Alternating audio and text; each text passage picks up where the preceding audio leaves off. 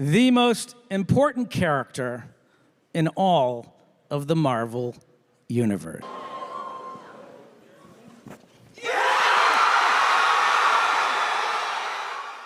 New mask. Same task. ಈ ವಿಡಿಯೋನ ನೋಡಿದ್ಮೇಲೆ ಹೆಂಗ್ ರಿಯಾಕ್ಟ್ ಮಾಡ್ಬೇಕಂತಾನೆ ಗೊತ್ತಾಗ್ಲಿಲ್ಲ. ಒಂದು ಕಡೆ RDJ MCUಗೆ ಬಂದಿದ್ದು ಖುಷಿ ಆದ್ರೆ, ಇಷ್ಟು ದಿನ ಹೀರೋ ಆಗಿ ಕಾಣಿಸ್ಕೊಂಡಿದ್ದವರು ಇನ್ಮೇಲೆ ವಿಲನ್ ಆಗೋದಕ್ಕೆ ಹೊರಟಿದ್ದಾರೆ. ಇದೊಂಥರ ಕುತೂಹಲನೂ ಆಯ್ತು. ಈ ವಿಡಿಯೋದಲ್ಲಿ ಅದನ್ನೇ ಡಿಸ್ಕಸ್ ಮಾಡೋದಕ್ಕೆ ಹೊರಟಿದೀವಿ. ಇಷ್ಟು ದಿನ ಐರನ್ ಮ್ಯಾನ್ ಆಗಿ ಕಾಣಿಸ್ಕೊಂಡಂತ RDJ ಇನ್ಮೇಲೆ ಡಾಕ್ಟರ್ ಡೂಮ್ ಆಗಿ ಕಾಣಿಸ್ಕೊಳ್ತಾ ಇದ್ದಾರೆ. ಇದನ್ನ ಆಡಿಯನ್ಸ್ಗಳಿಗೆ ಯಾವ ತರ ಕನ್ವಿನ್ಸ್ ಮಾಡ್ಬೋದು, ಐರನ್ ಮ್ಯಾನ್ ಡಾಕ್ಟರ್ ಡೂಮ್ ಆಗೋದಕ್ಕೆ ಕಾಮಿಕ್ನಲ್ಲಿ ಏನಾದರೂ ರೆಫರೆನ್ಸ್ಗಳು ಇದಾವ, ಸದ್ಯಕ್ಕೆ MCUಗಿರೋ ಪರಿಸ್ಥಿತಿನಲ್ಲಿ ಅವರು ಯಾವ ಥರ ಮ್ಯಾನೇಜ್ ಮಾಡಬಹುದು ಅನ್ನೋದ್ರ ಬಗ್ಗೆ ಡಿಸ್ಕಸ್ ಮಾಡೋಣ. ಅದಕ್ಕೂ ಮುಂಚೆ ಕನ್ನಡ ಕಾಮಿಕ್ ಬುಕ್ಗೆ ಎಲ್ರಿಗೂ ಸ್ವಾಗತ. ನೀವಿನ್ನು ನಮ್ಮ ಚಾನಲನ್ನು ಸಬ್ಸ್ಕ್ರೈಬ್ ಮಾಡ್ಕೊಂಡಿಲ್ಲ ಅಂತ ಹೇಳಿದ್ರೆ ಈಗಲೇ ಸಬ್ಸ್ಕ್ರೈಬ್ ಮಾಡ್ಕೊಳ್ಳಿ. ಅದೇ ಥರ ನೋಟಿಫಿಕೇಶನ್ಗೋಸ್ಕರ ಬೆಲ್ ಐಕನ್ ಒತ್ತಿ ವಿಡಿಯೋನ ಕೊನೆವರೆಗೂ ನೋಡಿ, ಒಂದೊಳ್ಳೆ ಇನ್ಫಾರ್ಮೇಷನ್ ಅಂತೂ ಸಿಗುತ್ತೆ. ಓಕೆ, ಈ ವರ್ಷ ಸ್ಯಾನ್ಡಿಯಾಗೋ ಕಾಮಿಕ್ ಕಾನ್ನಲ್ಲಿ ನಮ್ಮ ಕೆವಿನ್ ಕಾಕ ಏನಾದರೂ ಇಂಪಾರ್ಟೆಂಟ್ ನ್ಯೂಸನ್ನು ಕೊಡ್ತಾರೆ ಅಂತಂತೇಳಿ ಗೊತ್ತಿತ್ತು. ಯಾಕಂದರೆ ಈ ಮಲ್ಟಿವರ್ಸ್ ಸಾಗಾದಲ್ಲಿ ಇವರು ಇಟ್ಕೊಂಡಿದ್ದಂತಹ main villain Kang the Conqueror ಕ್ಯಾರೆಕ್ಟರ್ನಲ್ಲಿ ಪ್ಲೇ ಮಾಡ್ತಿದ್ದಂತಹ ಜೊನಾಥನ್ ಮೇಜರ್ಸೋ ಅವರ ಹಳೆಯ ಹುಡುಗಿ ವಿಚಾರದಲ್ಲಿ ಹುಡುಗಾಟಾಡದ್ ಬಿಟ್ಟು ಹೊಡೆದಾಟ ಮಾಡಿಕೊಂಡು ಜೈಲ್ ಪಾಲಾಗಿದ್ರು. ಒಂದು ಆ ಆ್ಯಕ್ಟರ್ನ ರೀಪ್ಲೇಸ್ ಮಾಡಬೇಕಾಗಿತ್ತು ಅಥವಾ ಆ ಕ್ಯಾರೆಕ್ಟರ್ನೇ ರೀಪ್ಲೇಸ್ ಮಾಡಬೇಕಾಗಿತ್ತು. ಇಲ್ಲಿ ಎರಡನೇ ಚಾಯ್ಸನ್ನು ತಗೊಂಡಿದ್ದಾರೆ. ಕ್ಯಾರೆಕ್ಟರ್ನೇ ರೀಪ್ಲೇಸ್ ಮಾಡಿಬಿಟ್ಟು ಕ್ಯಾಂಗ್ ಬದಲು ಡಾಕ್ಟರ್ ಡೂಮನ್ನು ತಂದಿಟ್ಟಿದ್ದಾರೆ.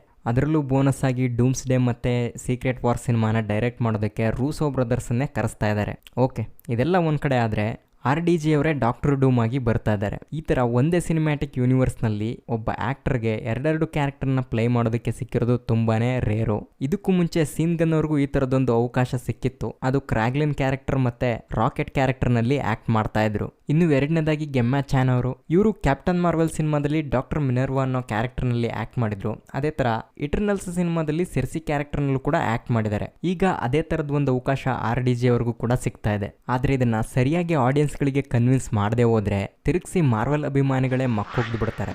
ಯಾಕಂದ್ರೆ ಐರನ್ ಮ್ಯಾನ್ ಅನ್ನೋ ಕ್ಯಾರೆಕ್ಟರ್ಗೆ ತುಂಬ ಜನ ಫ್ಯಾನ್ಸ್ಗಳಿದ್ದಾರೆ, ಅಷ್ಟೇ ಪಾಪ್ಯುಲಾರಿಟಿ ಕೂಡ ಇದೆ. ಆಲ್ರೆಡಿ RDJ ಅಂದರೆ ಸಾಕು ಐರನ್ ಮ್ಯಾನ್ ನೆನಪಾಗ್ತಾರೆ. ಹಿಂಗಿರ್ಬೇಕಾದ್ರೆ ಇಲ್ಲಪ್ಪ ಅವರು ಡಾಕ್ಟರ್ ಡೂಮ್ ಅಂತಂತ ಹೇಳ್ಬೇಕು ಅಂತಂತ ಹೇಳಿದ್ರೆ ಅದಕ್ಕೆ ಸ್ಟ್ರಾಂಗ್ ಆಗೇನೆ ಪ್ಲಾನ್ ಮಾಡಬೇಕು. ಅಂದರೆ ಇವರು ಈಗ ಸಿನಿಮ್ಯಾಟಿಕ್ ಆಗೇನೆ ಪ್ಲಾನ್ ಮಾಡಬೇಕು ಅಂತ ಹೇಳೋದಾದ್ರೆ ಐರನ್ ಮ್ಯಾನೇ ಡಾಕ್ಟರ್ ಡೂಮ್ ಆಗಿ ಕನ್ವರ್ಟ್ ಆಗ್ತಾನೆ ಅಂತೇಳಿ ತೋರಿಸ್ಬೋದು. ಇದಕ್ಕೆ ಕಾಮಿಕ್ಸ್ನಲ್ಲೂ ಕೂಡ ರೆಫರೆನ್ಸ್ ಇದೆ. ಅದರಲ್ಲೂ ಎರಡು ಕತೆ ಬರ್ತವೆ. ಮೊದಲನೇ ಕತೆನಲ್ಲಿ ಟೋನಿ ಮತ್ತೆ ವಿಕ್ಟರ್ ವಾನ್ ಡೂಮ್ ಒಂದೇ ಕಾಲೇಜ್ನಲ್ಲಿ ಓದ್ತಾ ಇರ್ತಾರೆ. ಅವಾಗ ಅವರೊಂದು ಎಕ್ಸ್ಪೆರಿಮೆಂಟ್ ಮಾಡ್ತಾರೆ, ಅವರಿಬ್ಬರು ಮೈಂಡನ್ನು ಸ್ವಿಚ್ ಮಾಡ್ಕೊಳ್ಳೋ ಥರ. ಆದರೆ ಆ ಮಿಷನ್ ಫೇಲ್ಯೂರ್ ಆಗಿ ಟೋನಿ ಕೋಮಾಗಿ ಹೋಗ್ಬಿಡ್ತಾನೆ, ಅಂದರೆ ವಿಕ್ಟರ್ ವಾನ್ ಡೂಮ್ನ ಬಾಡಿ. ಇನ್ನು ಟೋನಿ ಬಾಡಿನ ವಿಕ್ಟರ್ ವಾನ್ ಡೂಮ್ ಪಡ್ಕೊಳ್ತಾನೆ.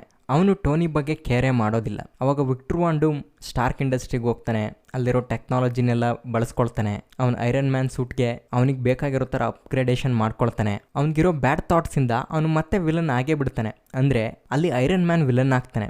ಇನ್ನೊಂದು ಕಡೆ ಟೋನಿ ವಿಕ್ಟರ್ ವಾನ್ ಡೂಮ್ ಅನ್ನೋ ಐಡೆಂಟಿಟಿ ಒತ್ಕೊಂಡಿದ್ರು ಕೂಡ ಒಬ್ಬ ಒಳ್ಳೆ ಪರ್ಸನ್ ಆಗೇ ಬೆಳಿತಾನೆ. ಯಾವಾಗ ಅವನಿಗೆ ಸತ್ಯ ಎಲ್ಲ ಗೊತ್ತಾಗುತ್ತೋ ಅವನು ಡಾಕ್ಟರ್ ಡೂಮ್ ವೇಷದಲ್ಲಿ ಬಂದು ವಿಕ್ಟರ್ ವಾನ್ ಡೂಮ್ ಅನ್ನ ಡಿಫೆಕ್ಟ್ ಮಾಡ್ತಾನೆ. ಅವಾಗ ಡೂಮ್ ಮತ್ತೆ ವಾಪಸ್ ಸ್ವಿಚ್ ಆಗೋಣ ಅಂತ ಹೇಳ್ಬಿಟ್ಟು ಹೇಳಿದ್ರು ಕೂಡ ಅದಕ್ಕೆ ಟೋನಿ ಒಪ್ಕೊಳ್ಳೋದಿಲ್ಲ. ಯಾಕಂದ್ರೆ ಐರನ್ ಮ್ಯಾನ್ ಅಲ್ಲೊಬ್ಬ ವಿಲನ್ ಆಗಿರ್ತಾನೆ, ಆದ್ರೆ ಡಾಕ್ಟರ್ ಡೂಮ್ಗೆ ಒಳ್ಳೆ ಐಡೆಂಟಿಟಿ ಇರುತ್ತೆ, ನನಗೆ ಅದೇ ಸಾಕು ಅಂತಂತ ಹೇಳಿ ಟೋನಿನೇ ಅಲ್ಲಿ ಡಾಕ್ಟರ್ ಡೂಮ್ ಆಗ್ತಾನೆ. ಈ ಒಂದು ಪಾಸಿಬಿಲಿಟಿ ಇದೆ ಆಡಿಯನ್ಸನ್ನ ಕನ್ವಿನ್ಸ್ ಮಾಡೋದಕ್ಕೆ. ಆದರೆ ಇದನ್ನ ಅರ್ತ್ 616 ಯೂನಿವರ್ಸ್ನಲ್ಲಿ ಪ್ಲಾನ್ ಮಾಡ್ದೇನೆ ಬೇರೆ ಯೂನಿವರ್ಸ್ನಲ್ಲೇ ಪ್ಲಾನ್ ಮಾಡಬೇಕು. ಯಾಕಂದ್ರೆ ಅರ್ತ್ 616ನಲ್ಲಿ ಈಗ ಆಲ್ರೆಡಿ ಟೋನಿ ಬದುಕಿಲ್ಲ. ಅದು ಅಲ್ಲದೆ ಇಲ್ಲೆಲ್ಲೂ ಕೂಡ ಫ್ಯಾಂಟಾಸ್ಟಿಕ್ ಫೋರ್ ಟೀಮ್ ಆಗಲಿ ಅವ್ರ ಶತ್ರು ವಿಕ್ಟರ್ ವಾನ್ ಡೂಮ್ ಆಗಲಿ ಇಂಟ್ರೊಡ್ಯೂಸ್ ಮಾಡೇ ಇಲ್ಲ. ಹಂಗಾಗಿ ಇದು ತುಂಬ ರಿಸ್ಕಲ್ಲಿದೆ. ಆ್ಯಕ್ಚುಲಿ ಈ ಥರದ ಕತೆನ ಇವರು ಈಗ ಶುರು ಮಾಡ್ತಾ ಇರೋಂಥ ಫ್ಯಾಂಟಾಸ್ಟಿಕ್ ಫೋರ್ ಫಸ್ಟ್ ಸ್ಟೆಪ್ ಸಿನಿಮಾದಲ್ಲಿ ತಂದರೂ ತರ್ಬೋದು. ಯಾಕಂದರೆ ಅದು ಬೇರೆದೇ ಯೂನಿವರ್ಸ್ನ ಕತೆ ಆಗಿರುತ್ತಂತೆ.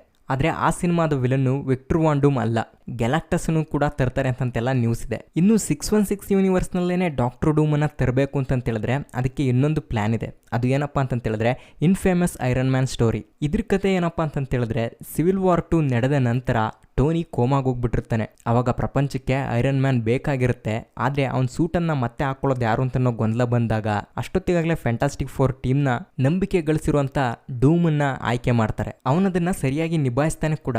ಆದರೆ ಹೋಗ್ತಾ ಹೋಗ್ತಾ ಅವ್ನು ಮಾಡಬೇಕಾಗಿರೋ ಟಾಸ್ಕ್ಗಳಿಗೆ ಆಂಟಿ ಹೀರೋಸ್ಗಳನ್ನ ವಿಲನ್ಸ್ಗಳನ್ನ ಇವ್ರನ್ನೆಲ್ಲ ರಿಕ್ರೂಟ್ ಮಾಡ್ಕೊಳ್ಳೋದು ಈ ಥರದ್ದೆಲ್ಲ ಮಾಡಿ ಮತ್ತೆ ಅವನಿಗೆ ವಿಲನ್ ಥಾಟ್ಸ್ ಬಂದ್ಬಿಡುತ್ತೆ. ಅಗೇನ್ ಅವನು ವಿಲನ್ ಆಗಿ ಕನ್ವರ್ಟ್ ಆಗ್ಬಿಡ್ತಾನೆ. ಡಾಕ್ಟರ್ ಡೂಮ್ನ ಒನ್ ಆಫ್ ದಿ ಪವರ್ಫುಲ್ ವರ್ಷನ್ಸ್ಗಳಲ್ಲಿ ಇವನು ಕೂಡ ಒಬ್ಬ. ಇದನ್ನ 616 ಯೂನಿವರ್ಸ್ನಲ್ಲಿ ತೋರಿಸೋ ಹಾಗಿದ್ರೆ ಎಂಡ್ ಗೇಮ್ ಸಿನಿಮಾದಲ್ಲಿ ಐರನ್ ಮ್ಯಾನ್ ಸತ್ತೋಗಿದ್ದಾನೆ. ಈಗ ಆ ಸೂಟ್ ಹಾಕೊಳ್ಳೋದು ಯಾರು, ನೆಕ್ಸ್ಟ್ ಐರನ್ ಮ್ಯಾನ್ ಯಾರು, ಈ ಥರದ ಕತೆ ಎಲ್ಲ ಫಾರ್ ಫ್ರಮ್ ಹೋಮ್ ಸಿನಿಮಾದಲ್ಲಿ ನೋಡಿದ್ವಿ. ಪ್ರೆಸೆಂಟ್ ಈಗಲೂ ಕೂಡ ನೆಕ್ಸ್ಟ್ ಐರನ್ ಮ್ಯಾನ್ ಯಾರು ಅಂತಂತ ಕೇಳೋದಾದ್ರೆ ರೋಡಿನ ಅಥವಾ ಐರನ್ ಹಾರ್ಟಾ ಯಾವ್ದು ಹೇಳೋದು ಅಂತಂತೇಳಿ ಗೊತ್ತಾಗ್ತಿಲ್ಲ. ಐರನ್ ಹಾರ್ಟ್ ಇನ್ನೂ ಚಿಕ್ಕ ಹುಡುಗಿ, ರೋಡಿಗೆ ಹೆಲ್ತ್ ಸರಿ ಇಲ್ಲ, ಅದು ಅಲ್ಲದೆ ಸ್ಕ್ರಲ್ಸ್ಗಳ ಇನ್ವೆಷನ್ ಇಂದ ಅವನು ಕೂಡ ತುಂಬಾ ಕನ್ಫ್ಯೂಸ್ ಆಗೋಗ್ಬಿಟ್ಟಿದ್ದಾನೆ. ಸಿವಿಲ್ ವಾರ್ ಸಿನಿಮಾದಿಂದ ಈಚೆಗೆ ಅವ್ನಿಗೆ ಏನಾಗಿದೆ ಅಂತಂತನೂ ಕೂಡ ಗೊತ್ತಿಲ್ಲ. ಅವಳು ಯಾರೋ ರಾವ ಅನ್ನೋ ಸ್ಕ್ರಲ್ಲು ಅವನ ವೇಷದಲ್ಲಿ ಮಾಡಬಾರ್ದು ಕೆಲಸನೆಲ್ಲ ಮಾಡಿದಾಳೆ. ಅಂದ್ರೆ ಪೊಲಿಟಿಕಲ್ ಮಿಸ್ಚಿಫ್ ಎಲ್ಲ ಪ್ಲೇ ಮಾಡಿ ಪ್ರೆಸಿಡೆಂಟನ್ನೇ ಫಿನಿಶ್ ಮಾಡೋ ಅಂತಕ್ಕೆ ಹೋಗಿದ್ಲು. ಈಗ ಇಂಥ ಸಮಸ್ಯೆಗಳಿಂದೆಲ್ಲ ಅವನು ಆಚೆ ಬರಬೇಕು. ಇದನ್ನೆಲ್ಲ ಆರ್ಮರ್ಸ್ ವಾರ್ ಪ್ರಾಜೆಕ್ಟ್ನಲ್ಲಿ ಯಾವ ಥರ ತೋರಿಸ್ತಾರೆ ಅಂತಂತೇಳಿ ಗೊತ್ತಿಲ್ಲ. ಬಟ್ ಆ ಸಿನಿಮಾದಲ್ಲೇ ನೆಕ್ಸ್ಟ್ ಐರನ್ ಮ್ಯಾನ್ ಯಾರು ಅನ್ನೋ ಕ್ವಶನನ್ನು ರೈಸ್ ಮಾಡಿ ಅಲ್ಲಿಗೆ ಇನ್ಫೇಮಸ್ ಐರನ್ ಮ್ಯಾನ್ ಅನ್ನ ತಂದು ಕೂರಿಸಬಹುದು. ಇಲ್ಲಿ ಮಾರ್ವೆಲ್ ಅವ್ರಿಗಿರೋ ಪ್ರಾಬ್ಲಮ್ ಏನಪ್ಪ ಅಂತಂತ ಹೇಳಿದ್ರೆ, ಏಕ್ದಮ್ RDJ ಅವ್ರನ್ನ ಕರ್ಕೊಂಬಂದು ಇವರೇ ವಿಲನ್ ನೋಡ್ಕೊಳ್ರಿ ಅಂತಂತ ಹೇಳ್ಬಿಟ್ರೆ ಒಪ್ಪಕ್ಕೆ ಯಾರು ಕೂಡ ತಯಾರಿಲ್ಲ. ಒಂದು RDJ ಅವ್ರಿಗಿರೋ ಆಕ್ಟಿಂಗ್ ಸ್ಕಿಲ್ ಅನ್ನ ಬಳಸ್ಕೊಂಡ್ಬಿಟ್ಟು ಅವ್ರನ್ನ ವಿಲನ್ ಅಂತಂತೇಳಿ ಪ್ರೂವ್ ಮಾಡಬೇಕು. ಆಕ್ಚುಲಿ ಇದಕ್ಕೂ ಮುಂಚೆ ಅವರು ಓಪನ್ ಹೈಮರ್ ಸಿನಿಮಾದಲ್ಲೂ ಕೂಡ ವಿಲನ್ ಪಾರ್ಟ್ ಅನ್ನ ಹ್ಯಾಂಡಲ್ ಮಾಡಿದ್ದಾರೆ. ಟ್ರಾಸ್ ಕ್ಯಾರೆಕ್ಟರ್ ನಲ್ಲಿ ಮಿಸ್ಚಿಫ್ ಅನ್ನ ಪ್ಲೇ ಮಾಡುವಂತ ಒಬ್ಬ ವಿಲನ್ ಆಗಿದ್ದಾರೆ. ಅದು ಆಡಿಯನ್ಸ್ಗೆ ತುಂಬಾ ಇಷ್ಟ ಆಯ್ತು. ಆಸ್ಕರ್ ವಿನ್ ಆದ್ರು, ಜನಗಳು ಖುಷಿ ಪಟ್ರು, ಅವೆಲ್ಲ ಓಕೆ. ಆದ್ರೆ ಡಾಕ್ಟರ್ ಡೂಮ್ ಕ್ಯಾರೆಕ್ಟರ್ ಆತರ ಅಲ್ವೇ?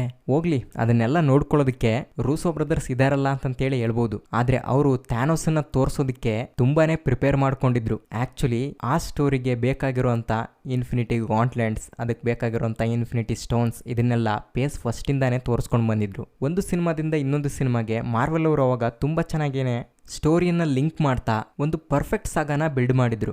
ಈ ಮಲ್ಟಿವರ್ಸ್ ಸಾಗ ಪೇಸ್ 4 ಇಂದಾನೆ ಶುರುವಾಗಿದ್ದು, ಈಗ ಆಲ್ರೆಡಿ ಪೇಸ್ 5 ನ ಮಿಡಲ್ಗೆ ಬಂದಿದ್ದೀವಿ. ಇನ್ನೇನ್ ಥಂಡರ್ ಬಾಲ್ಟ್ಸ್ ಸಿನಿಮಾದಿಂದ ಪೇಸ್ 5 ಕೂಡ ಮುಗ್ದೋಗುತ್ತೆ. ಇನ್ನು ಉಳಿದಿರೋ ಪೇಸ್ 6 ಅಲ್ಲಿ ಇವರು ಡೂಮ್ ಅನ್ನ ಇಂಟ್ರೊಡ್ಯೂಸ್ ಮಾಡಿ ಅವನೊಬ್ಬ ಪವರ್ಫುಲ್ ವಿಲನ್ ಅಂತ ಕನ್ವಿನ್ಸ್ ಮಾಡಿ ಅವನು ಮತ್ತು ಅವೆಂಜರ್ಸ್ಗಳ ನಡುವೆ ಒಂದು ದೊಡ್ಡ ಯುದ್ಧ ಆಗಿ ಸೀಕ್ರೆಟ್ ವಾರ್ ಮೂಲಕ ಮಲ್ಟಿವರ್ಸ್ ಸಾಗನ ಎಂಡ್ ಮಾಡಬೇಕಾಗಿದೆ. ಅಂದ್ರೆ ಟೈಮ್ ತುಂಬಾ ಕಡಿಮೆ ಇದೆ. ಹಂಗಂತ ಮಾರ್ವೆಲ್ ಅವರೇನು ಸುಮ್ಮನೆ ಕೂತಿಲ್ಲ, ಆಲ್ರೆಡಿ ಇದಕ್ಕೆ ಪ್ರಿಪೇರ್ ಆದಂಗೆ ಕಾಣಿಸ್ತಾ ಇದೆ. ಅದು ಡೆಡ್ ಪೂಲ್ ಅಂಡ್ ವೋಲ್ವರಿನ್ ಸಿನಿಮಾದಿಂದ ಅಲ್ಲ, ದಿ ಮಾರ್ವೆಲ್ಸ್ ಸಿನಿಮಾದಿಂದಾನೆ. ಆ ಸಿನಿಮಾದ ಕ್ಲೈಮ್ಯಾಕ್ಸ್ ನಲ್ಲಿ ಹೇಳಿರೋ ಪ್ರಕಾರ ಕಮಲಾ ಖಾನ್ ಹತ್ರ ಇರುವಂತ ಕ್ವಾಂಟಮ್ ಬ್ಯಾಂಡ್ಗಳಿಂದ ಮಲ್ಟಿವರ್ಸ್ ಅನ್ನ ಟ್ರಾವೆಲ್ ಮಾಡುವಂತ ಚಾನ್ಸಸ್ ಕೂಡ ಇದೆ.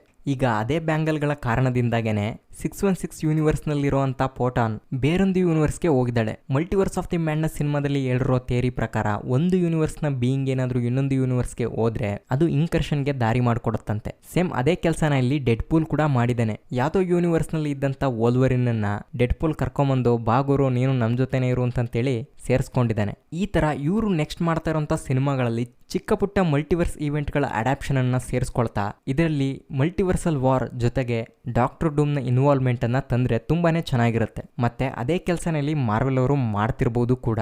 ಆದ್ರೂ ಏನೇ ಹೇಳಿ, ಮಲ್ಟಿವರ್ಸ್ ತರದ ಜಾನ್ರಾಗಳನ್ನ ಆಡಿಯನ್ಸ್ ಗಳಿಗೆ ಸರಿಯಾಗಿ ಕನ್ವಿನ್ಸ್ ಮಾಡೋದನ್ನ ಇವ್ರಿನ್ನೂ ಕಲ್ತೇ ಇಲ್ಲ.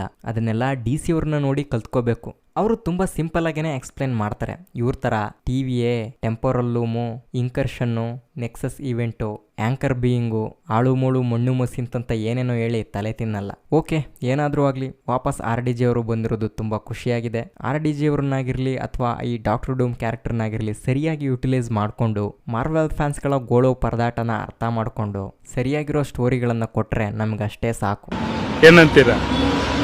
ತಾಯಿಗೆ ಕೈ ಮುಗಿಸಿ ದೇವರು ಒಳ್ಳೇದು ಮಾತನ್ನ ಏನಂತೀರ? ಅಷ್ಟೇ.